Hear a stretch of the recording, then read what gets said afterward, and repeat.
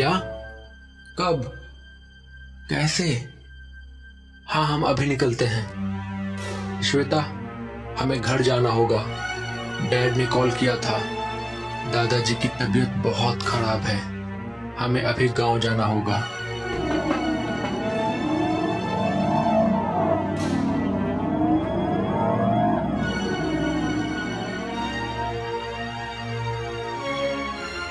अच्छा हुआ तुम लोग आ गए। दादाजी को बहुत अच्छा लगेगा। कल सुबह दादाजी से मिलने चलेंगे। हाँ ठीक है। ठीक है, अब तुम लोग सो जाओ। कल सुबह बात करते हैं। अच्छा राजेश, सुनो, एक बात और। रात को अगर तुम्हें कुछ अजीब सुनाई या दिखाई दे तो उस पर ध्यान मत देना और उसकी ओर मत जाना। ये पहाड़ी इलाका है, हो सकता है कोई जंगली जानवर हो, तो उसकी ओर मत जाना और अपना ख्याल रखना। हाँ ठीक है।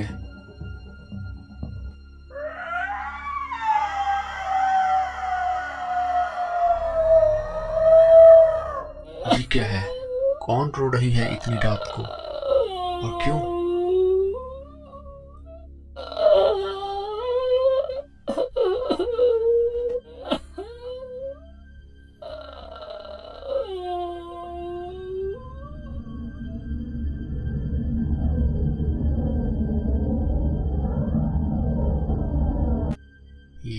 ये क्या था? बड़ी अजीब बात थी ये। हो सकता है थकावट का असर हो। कल बात करता हूँ डैड से।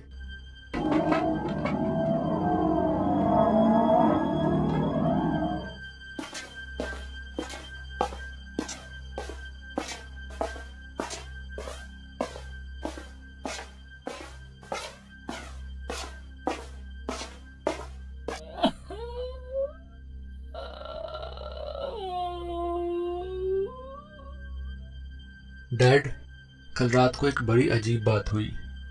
एक बहुत ही बदसूरत और बूढ़ी औरत हॉलवे में खड़ी रो रही थी और अचानक से गायब हो गई। ओह, मतलब तुम्हें आखिरकार वो दिखी गई। अभी इसके बारे में बात नहीं करेंगे, घर जाके बात करते हैं।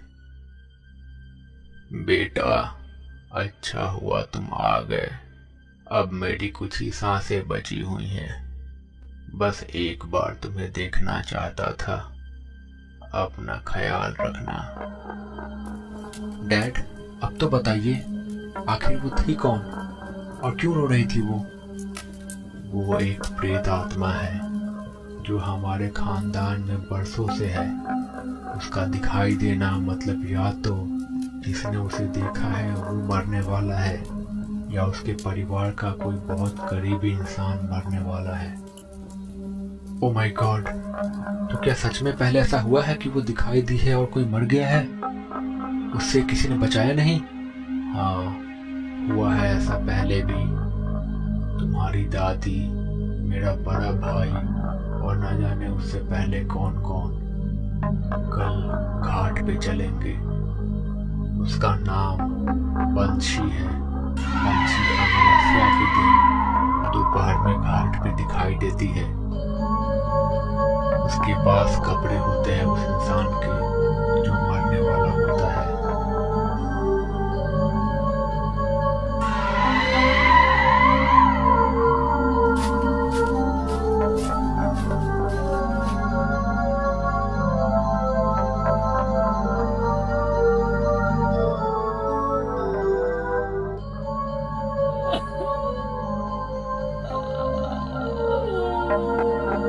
डैड, वो देखिए, वो रही। और डैड, इसके हाथ में तो श्वेता की साड़ी है। इसका मतलब हाँ बेटा, इसका मतलब दादाजी नहीं, श्वेता मरने वाली है। नहीं, ये नहीं हो सकता। मैं ऐसा नहीं होने दूंगा। कुछ भी हो जाए, मैं ऐसा नहीं होने दूंगा। कुछ तो उपाय होगा। इससे बचने का एक उपाय तो है, पर आज तक वो कोई कर नहीं पाया है। अगर हम कर पाते तो पहले ही कर लेते। क्या उपाय? बंसी के हाथ में जो कपड़े होते हैं वो अगर हम बंसी के अगली बार रोने से पहले जला दें तो वो इंसान बच जाता है। तो फिर आपने ऐसा किया क्यों नहीं अभी तक? क्योंकि कपड़े जलाते ही बंसी चली जाएगी हमारे परिवार के पास से। तो ये तो अच्छी बात है ना? नहीं, ऐसा किया तो बंसी हमेशा के लिए चली जाएगी हमारे परिवार के पास से। बंसी हमें बस आने वाले खतरे की जानकारी देती है और वो खुद हमें नुकसान नहीं पहुंचाती। वो हमारी रक्षा करती है निशी से। मेरे दादा ने ये बताया था कि अगर बंसी नहीं होगी तो निशी आ जाएगी, और निशी बहुत खौफनाक और खतरनाक प्रेत आत्मा है। वो किसी को जिंदा नहीं छोड़ती। क्या बकवास है ये सब, मैं ये सब नहीं मानता। देखिए वो भी चली गई। चलो घर चलते हैं श्वेता के पास।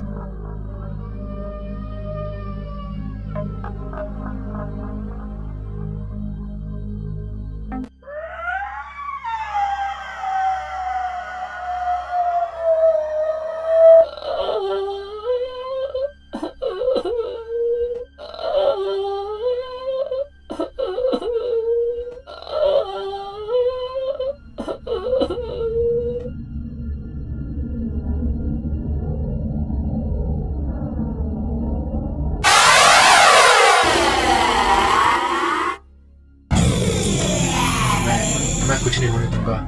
मैं कुछ नहीं होने दूंगा अपने श्वेता को, चाहे चाहे कुछ भी हो जाए। मैं उसे कुछ नहीं होने दूंगा। मैं अभी सारे कपड़े जला डालूंगा। मैं उसे कुछ नहीं होने दूंगा।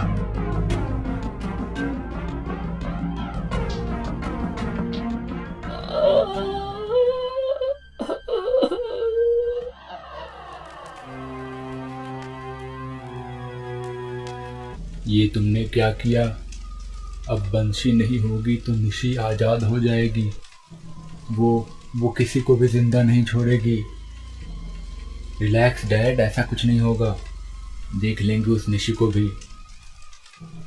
तुम समझते नहीं हो। खैर सो जाओ, और बहू को अभी कुछ मत बताना, खामखा परेशान हो जाएगी। राजेश, राजेश, ये देखो, ये देखो, ये निशी का ही काम है। वो आ चुकी है, वो आ चुकी है। चलो हमें अभी हॉस्पिटल जाना है। वहाँ जाके तुम्हारे दादा से पूछते हैं कि अब इसका क्या करना है।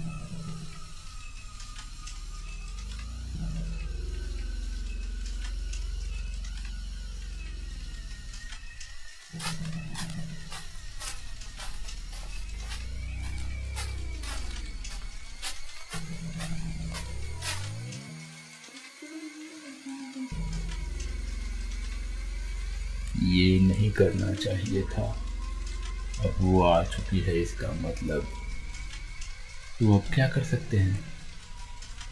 इसके लिए पहले तुम्हें ये जानना होगा कि वो कौन है और कैसे बनी। ये बात आज से 200 साल पहले की है।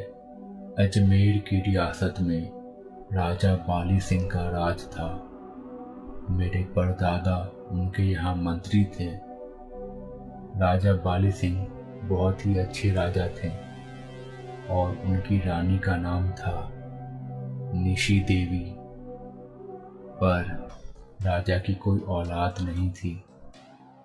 राजा को अपना वंश चलाने के लिए एक संतान की जरूरत थी।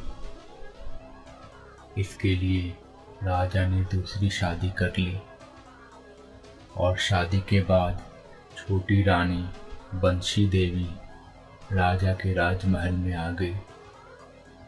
कुछ ही महीनों के बाद छोटी रानी गर्भवती हो गई। सब तरफ खुशी का माहौल छा गया। पर जिस दिन रानी को बच्चा होने वाला था, उसी दिन रानी का बच्चा मरा हुआ पैदा हुआ। और फिर ऐसा 2 बार और हुआ। राजा बहुत दुखी थे। उन्होंने अपने मंत्री यानी कि मेरे परदादा से अपना दुख बांटा और कहा कि आखिर पूरे 9 महीने सब अच्छा रहता है, रानी स्वस्थ रहती है, फिर आखिर अचानक से बच्चा मरा हुआ कैसे पैदा होता है। राजवैद्य भी कुछ नहीं बता पाते। इस बात पे मंत्री सोच में पड़ गया। आखिरकार एक बार फिर से छोटी रानी को बच्चा होने वाला था। मंत्री महल में ही था। उन्होंने सब चीजों पे नजर रखी हुई थी। उन्हें शक था कि कहीं कोई जहर या ऐसा कुछ तो नहीं दे देता रानी को। अचानक से रानी को दर्द होना शुरू हुआ और तभी मंत्री ने बड़ी रानी को महल से बाहर जाते हुए देखा। इतनी रात को रानी को बाहर जाते देख के उसे बहुत अजीब लगा और शक भी हुआ। वो धीरे धीरे रानी के पीछे पीछे चलने लगा। उसने गौर से देखा तो रानी के हाथ में छोटी रानी की साड़ी थी। बड़ी रानी घने जंगल में चली गई। वहां जाके कुछ अजीब सा जादू टोना करने लगी।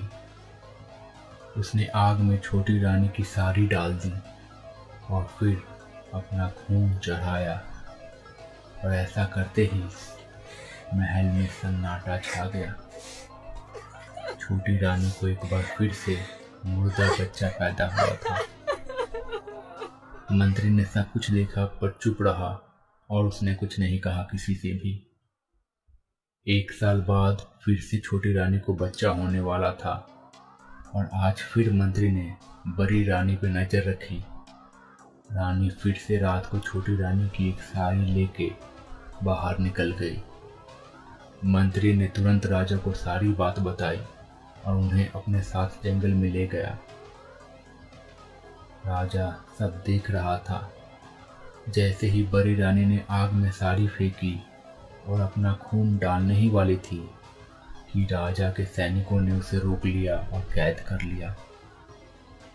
इधर महल में छोटी रानी को लड़का हुआ था और छोटी रानी बच्चे को जन्म देने का दर्द नहीं सह पाई और जन्म देते ही मर गई।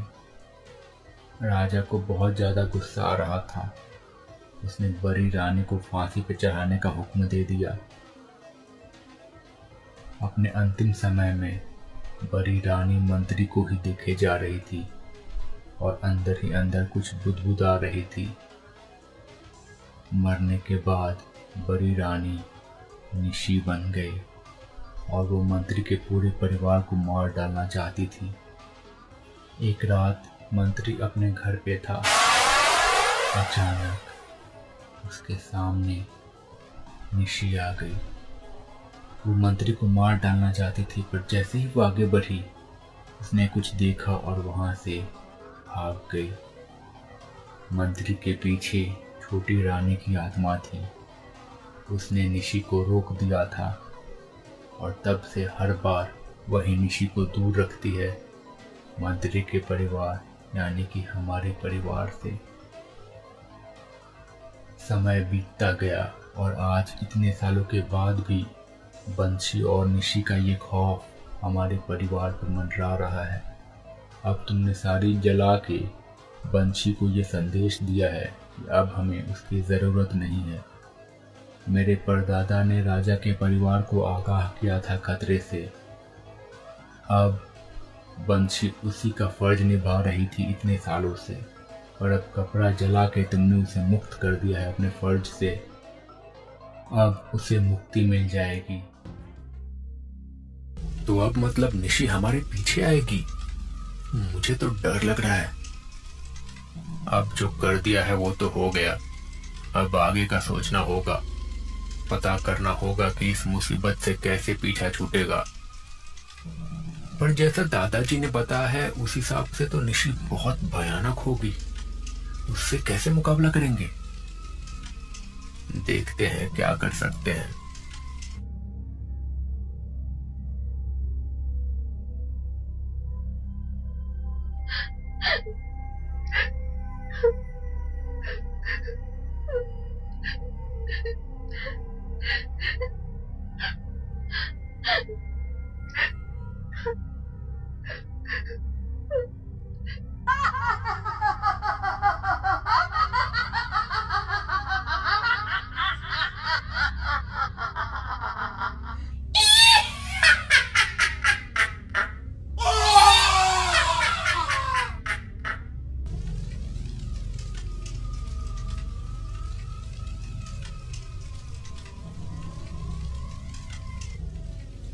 मुझे डर लग रहा है कि ये शायद निशी का ही काम है, पर अब दादाजी की इच्छा के अनुसार हमें उनकी अस्थियां हमारे पुश्तैनी गांव की नदी में बहानी है, तो हमें अब हमारे पुश्तैनी गांव जाना पड़ेगा।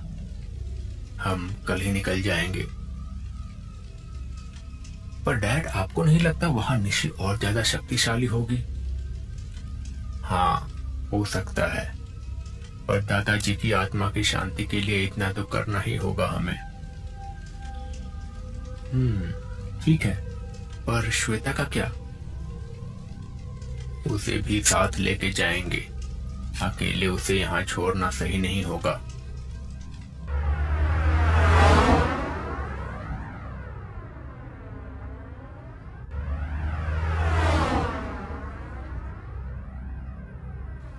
डैड, ये कौन है?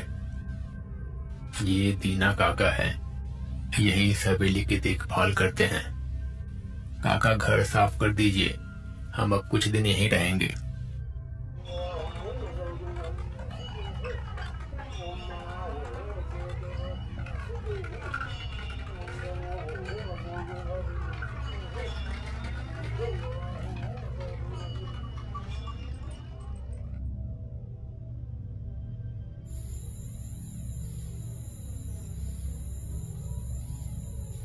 बाबा, हमें आपसे कुछ बात करनी है। हम शहर से आए हैं। मैं रामानंद राय का पोता हूँ। अच्छा, मुझे पता था तुम लोग आओगे। जंगल से निशी की चीख और भयानक आवाजें आने लगी हैं।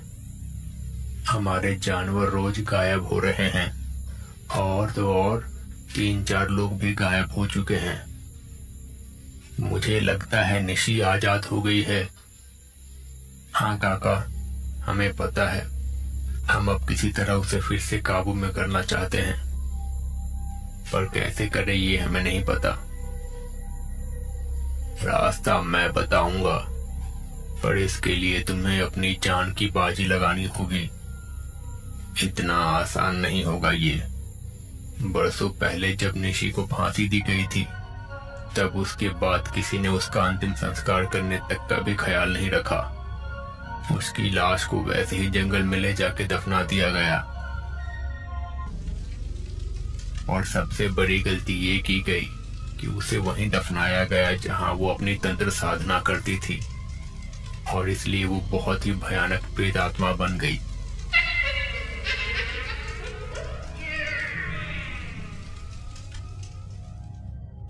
एक ही उपाय है उससे बचने का और उससे मुक्ति पाने का।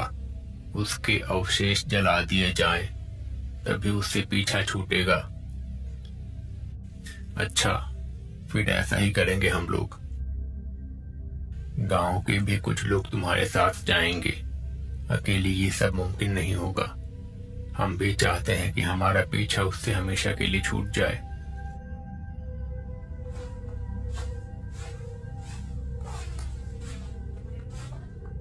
अच्छा, आपकी बहू नहीं आई ना यहाँ पे? उसके लिए यहाँ आना ठीक नहीं है। आई तो वो भी साथ में है, पर वो हवेली पे ही है। ये तो ठीक नहीं है। अगर निशी ने आपकी बहू को कुछ कर दिया तो आपका वंश खत्म हो जाएगा, और यही तो वो चाहती है। और आपने उसे अकेले हवेली पे छोड़ दिया। ये भगवान, ये तो बड़ी भयानक बात है। अच्छा है दीना काका साथ में है बहू के। कौन दीना काका? दीनानाथ काका, इसी गांव के। ये कैसे हो सकता है? उन्हें मरे तो 30 दिन से ज्यादा हो गए। 30 दिन से ज्यादा हो गए? तो फिर श्वेता के साथ हवेली पे कौन है?